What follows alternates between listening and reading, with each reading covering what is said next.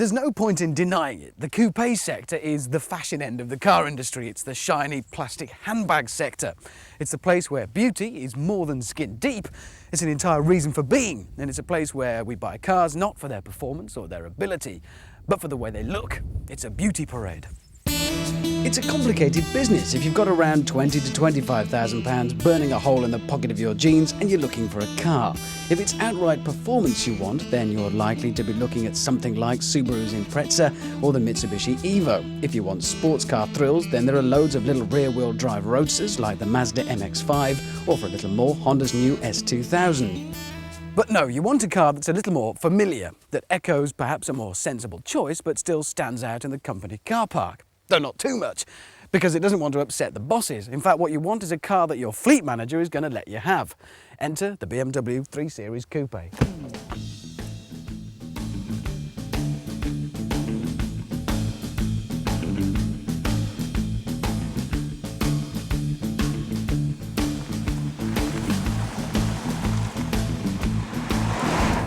The two six-cylinder versions are first to be available, the 323 and the 328. The 318 with 4 cylinders is available in the autumn.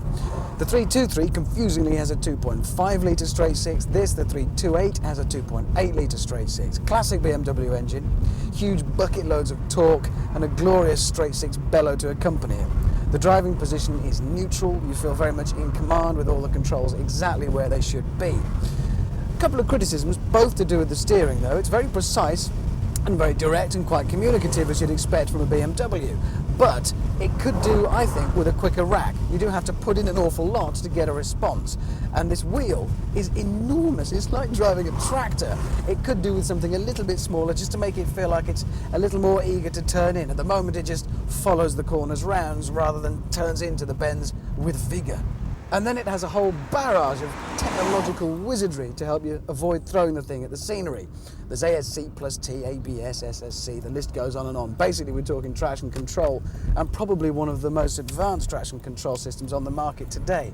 Bearing in mind this is a rear-wheel drive car with quite a lot of power, you could get into a little bit of trouble.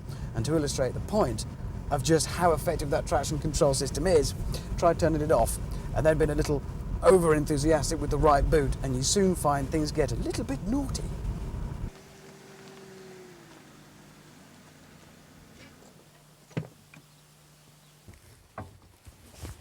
There is a certain irony to this. The BMW 3 Series Coupe is, in its own right, a very good car, and it doesn't share a single body panel with its sister, the 3 Series Saloon version. And yet, despite the enormous expense and amount of engineering involved in achieving that, it's been designed to look, well, pretty much like the 3 Series Saloon, really. In fact, it's longer, lower and wider than the Saloon and than the previous Coupe, and it does have the same steeply raked front and rear windscreens that kind of define it as a coupe shape. But it is all very elegant and very understated. And the same can be said for the interior, where it's equally elegant and understated. And it's equally ironic that a car so often bought by the terminally brash should boast one of the most understated interiors on the market. Slide into the cockpit of any modern BMW, in fact, and you enter an environment designed to make you comfortable with maximum efficiency. Everything in the right place and everything built to last. Mind you, it's never going to win any prizes for being the most interesting place on earth to be. Standard equipment though is pretty good for the 3 Series Coupe. We've got electric seats on everything, air conditioning, safety has been given a high priority with 6 airbags in here, ABS and a sophisticated traction control system and plenty of goodies in the cabin to play around with as well, including electric windows front and rear. And there's little touches like this that can make all the difference.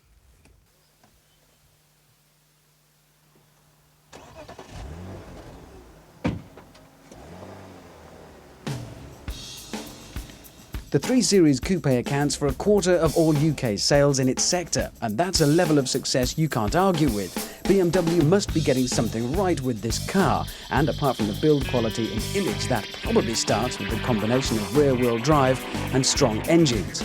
The straight 6 units are a real peach, and the 328 is a very fast peach indeed, strong and tractable with plenty of power right through the rev range. It really is a joy to drive and feed the power through into those rear wheels. You would expect the 3 Series Coupe to be something of a special drive, and it doesn't disappoint. What we found was that our customers actually ordered lots of options on Coupe, much more so than the saloon variant.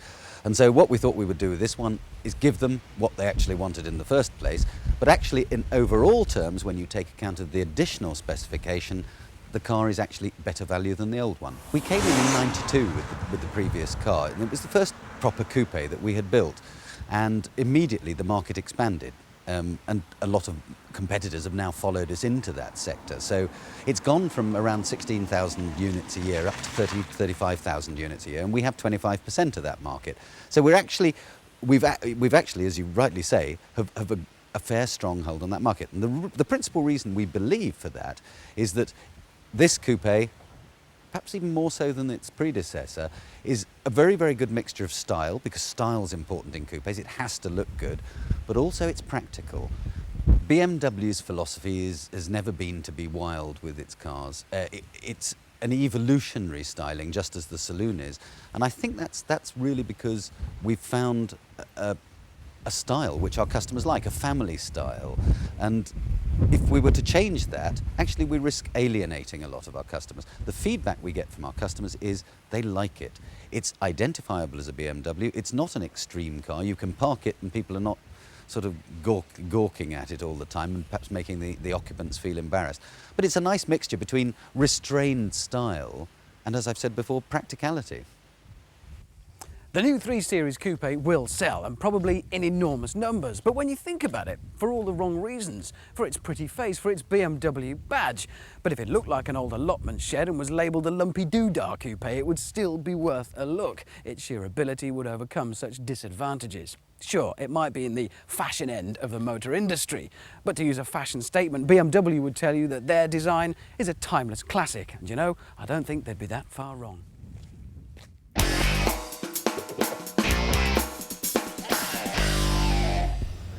In America, they just love them. No, I'm not talking about burgers, donuts or muffins. I'm talking about pickup trucks. Why Americans have this fascination with pickup trucks, I really just can't understand, to be honest. And you don't have to be a hillbilly redneck swilling bourbon to drive one. They've now become family vehicles with large cabs, luxury accommodation, and in the case of something like the Dodge Ram, a seriously fast beast that can outdrag most sports cars. So it's interesting that Ford have decided to launch this, the new Ranger, here in the UK. Now, apparently our lifestyles demand this sort of vehicle. It's going to be the next big trend. Does your lifestyle demand a pickup truck? No, and I'm not sure that mine does either. Perhaps it's more the case that Mitsubishi have the L200 introduced now in the UK, and Toyota have the Hilux. But at the moment, the pickup truck market here in Britain is only worth 0.13% of total vehicles sold. So in other words, the market share is tiny for this sort of vehicle, unlike this rather big beast, which is big in every way, apart from what's under the bonnet. Now, you get a choice of two 2.5 litre diesel engines. The first kicks out only 78 brake horsepower and is an indirect injection diesel. This second one is better. It produces 109 brake horsepower. It's turbocharged and intercooled. It's the same 2.5 litre engine. But let's face it, neither engine is going to produce really any sort of excitement.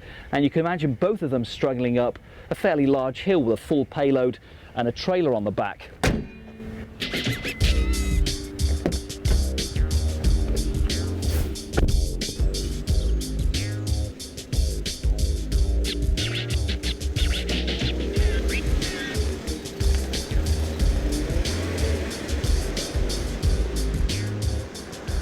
So how does the Ranger cope out on the road? Well, you have to start by saying it's slow.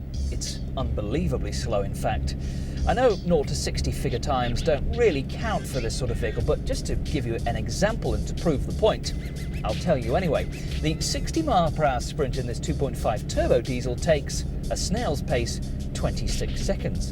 But that's nothing compared to the non-turbo diesel engine, which would take you to 60 mph in an astonishing 43 seconds. You could run faster, for goodness sake. It's amazing that in America pickup trucks have wonderful, huge engines, superb acceleration. Here, they're tinny, they're hopeless, they're slow. There are 3 versions of the Ranger: a regular cab with seating for 2 and either 2 or 4-wheel drive, a super cab with 2 extra jump seats and 2-wheel drive, and this, the 4-door double cab, the family version if you like. It seats 5, it has 4-wheel drive and the turbocharged engine, plus lots of payload space. Ride-wise in the Ranger, well, the suspension is very, very soft, which you really notice at most on country lanes. On the motorway, it's fine. Steering, little light, a little vague, a lot of understeer. You go towards a corner, you start to turn, and nothing much seems to happen, so you turn and turn again until you get round. Acceleration through the gears, first and second, nothing much to talk about, but once you get into third and fourth gears, there's plenty of torque there, and it's very happy cruising on the motorway at 70 or so miles an hour, with still plenty to get you past slower traffic.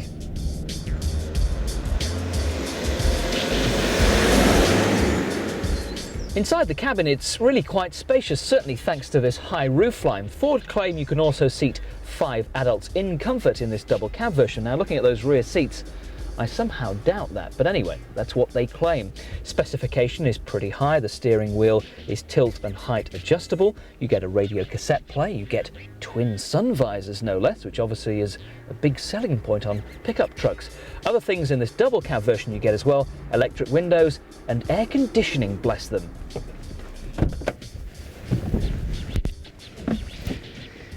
Now, although Ford claim that this is the sort of vehicle that can be used to enhance our lifestyle, I can't honestly see it, can you? If you're a builder, a tradesman, something like that, you need that payload capacity at the back, absolutely fine. For the rest of us, just doesn't work for me, and certainly Mitsubishi's L200 looks better. Prices, well, they start at about £10,500 for the caffeine-free regular cab version, rising to about £15,000 for this caffeine-enhanced double cab version.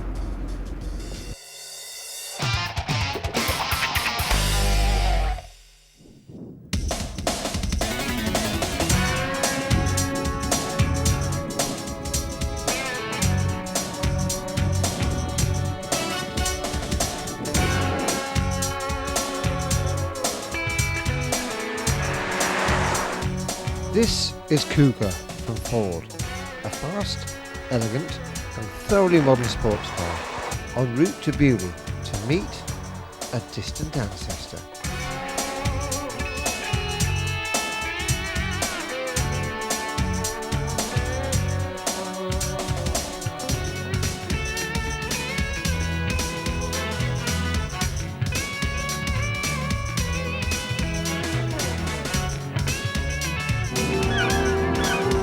Introducing Capri, the car you always promised yourself. Once again, Ford leads the way with a car that is totally new, exciting, different from anything else on the road. Capri is a great-looking fastback. Capri is the unexpected. It seats 4, even 5 passengers with room for all your luggage. You can make Capri as sporty or as luxurious as you choose from a long list of options. You can have reclining front seats, and with the GT you get full instrumentation. Inside or outside, Capri gives you what you want. A choice of 5 engine sizes, manual or automatic drive. See the new Ford Capri now at your Ford dealers. Well, I think the car I always promised myself had a few more creature comforts in it than this one. Still got the original blanking plate from the radio that was never fitted. There's a blanking plate over where the cigarette lighter would go. But then, the upside of that is, it's never been smoked in. It's never been on the motorway either. 67,000 miles it's done with one owner. Most of those miles have been done at under 40 miles an hour. This is one very well looked after car.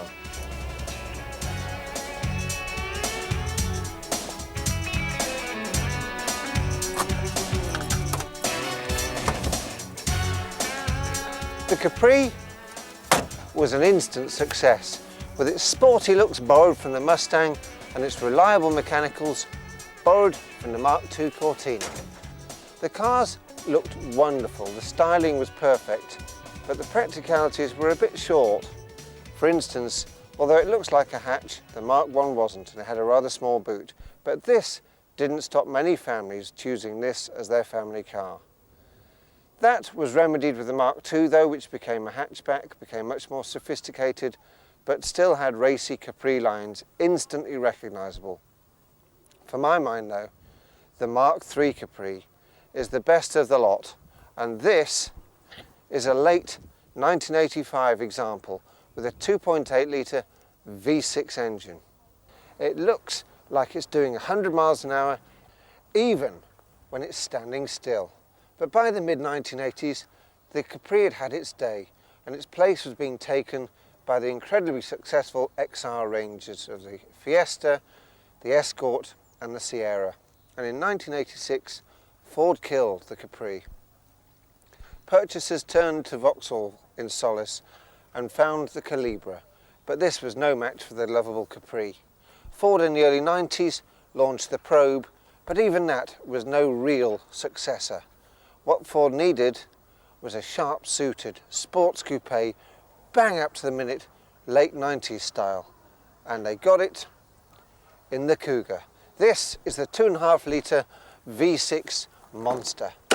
Very much the proud inheritor of the sports coupe tradition with the blue oval on the front.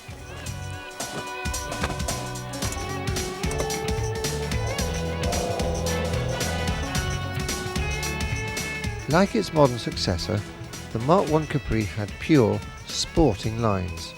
It was also fun to drive, fashionable, and right for its time.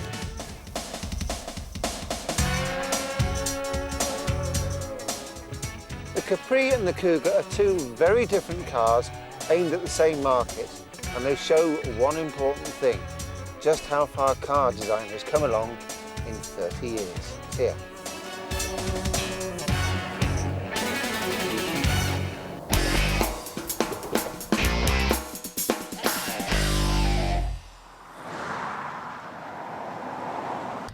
The BMW 5 Series are quite rightly amongst the best executive cars on the road. They handle brilliantly, they're extremely comfortable, and the build quality is superb. And this version is no exception. Except that, curiously, this is called an Audi A6. But let me tell you something, this is no BMW wannabe. It's more of a BMW can do better than be.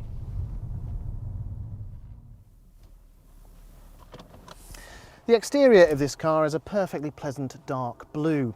The interior of this car is a deeply unpleasant dark blue, and there's acres of it. And do you remember how in the late 1970s you used to have to save up to get that velour trim in your Ford Escort with the heater? Well, here it comes as standard. Have you got your toolkits ready? Let's have a look underneath the bonnet. You'll be surprised by this.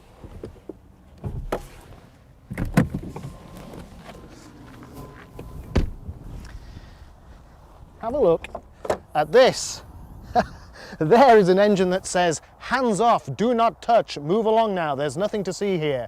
It's the 2.4 litre compact V6 with 5 valves per cylinder, 3 intake valves, 2 exhaust valves, which improves fuel efficiency, performance and emissions as well. But looking at the layout of this engine, it's clear that we're not supposed to worry our pretty little heads about it. The lines of the A6 are really sweeping and elegant, I think, again reminiscent of the BMW 5 Series. But you know, there's a price to pay with this sort of flattened off trim. There used to be a sort of a little gutter here to catch the rainwater. Now it's you that catches the rainwater whenever you open the door or the window. Neat though. If you were surprised by what was underneath the bonnet, wait till you see what's in the boot. It's enormous. If this was in Tokyo, they'd charge you 100 quid a night for a room that size. 551 litres as they have it these days. That's a lot of beer that you could buy in Calais and stuff in the back. And with the rear fold split seats, it actually increases to 840 litres of space. Very clever design at the back here. The rear suspension has been made more compact, which means that this is a flat shelf and quite low down, so it's easy to load things in and out. But don't worry, the spare wheel is full size and neatly tucked away back there. There's also space on the sides. For instance, in here you'll find the jack and also a luggage net stored away from there. There's also extra space on the other side too. That is impressive. All the models come with electric seat height adjustment, adjustable steering wheels with a sporty feel and a nice leather rim. This particular one is fitted with the 5-speed Tiptronic transmission, which means that on the left the gear shift is in automatic, flick it over to the right and you're in Tiptronic with a much more hands-on driving experience. This 2.4 will do 0 to 60 in about 9 seconds, which isn't bad for a car of this size, and has a top speed of around 138 miles an hour. Again, not bad. And in Tiptronic mode, it has tremendous torque from standstill, followed by higher ratios, which reduces the engine speed and cuts fuel consumption and road noise as well. Very clever. This is a car well designed and well suited for long distances. If you haven't been too depressed by the blues, you should finish your journey fairly relaxed. And out here in the countryside, well, it carves through the corners with great assurance, helped of course by this button, ASR, Anti-Skip Regulation Traction Control to you and me. Automatic climate control comes as standard on all the models with separate driver and passenger controls, and this one has an extra very neat trick. It monitors the position of the sun. According to the intensity of the light and the angle of the sun's rays, the climate is adjusted accordingly so that the weather inside is always clement. Despite being lighter than the previous version, the new body is 50% more rigid, and that helps with the driving dynamics and ride comfort. The bonnet, door frames, bumper mounts, driver's area frame module and side impact bars were all made from aluminium. It's the first time Audi has used this material for a large exterior part on a high volume production car. The reason why people buy BMWs and Mercs is because they're good cars, and the Audi A6 joins that particular golf club, non-member or not. On the road it's about £26,000 this particular model, but with great specifications coming as standard, you're getting a pretty good deal for your money. And you know something? I've even found a way round all that horrible dark blue velour in there. Why, simply step into the biggest room in the house. This way. You can avoid the noisy kids in the back as well. Drive on!